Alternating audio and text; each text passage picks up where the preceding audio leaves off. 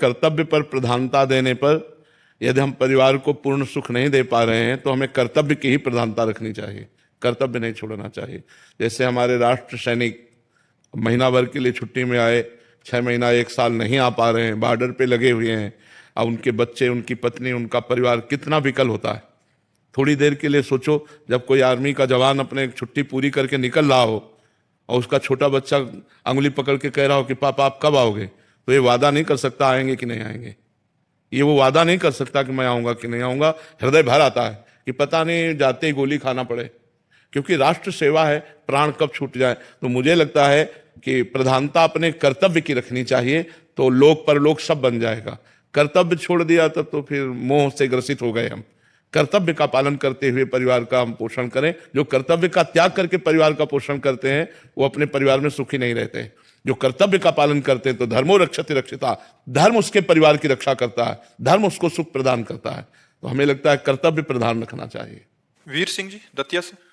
श्री हरिवंश महाराज जी, भगवत गीता के 18वें अध्याय में एक श्लोक में कह रहे हैं कि हे कुंती पुत्र, मनुष्य को अपने भावजन्य कर्तव्यों का परित्याग नहीं करना चाहिए, भले ही उसमें दोष दिखाई दे। निस्संदेह सभी प्रयास किसी ना किसी बुराई से ढके रहते हैं, जैसे अग्नि धुएं से ढकी रहती है। महाराज जी, इसमें सभी कार्यों में दोष युक्त क्यों कहा गया ऐसे?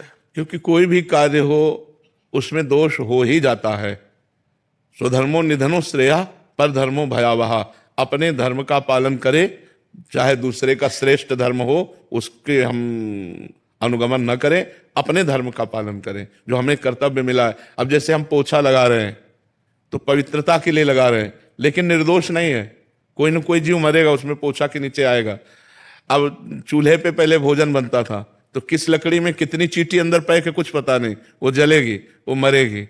और उन्हीं दोषों का नाश भगवान नाम के कीर्तन से, भगवान के जप से होता है। तो किसी का श्रेष्ठ कर्म देखकर हम लालायित ना हो, हमें जो कर्म मिला है हमें अपने धर्म का पालन करते हुए अपने कर्म को करना चाहिए। हम कहीं लुभायमान ना हो, हम कहीं अन्यत्र प्रभावित ना हो, हम अपने कर्म को छोड़कर कहीं अन्य के कर्म को न करने लगे, हम अपने कर्म को ही करें जो हमें कर्म धर्म के अनुसार प्राप्त हुआ है।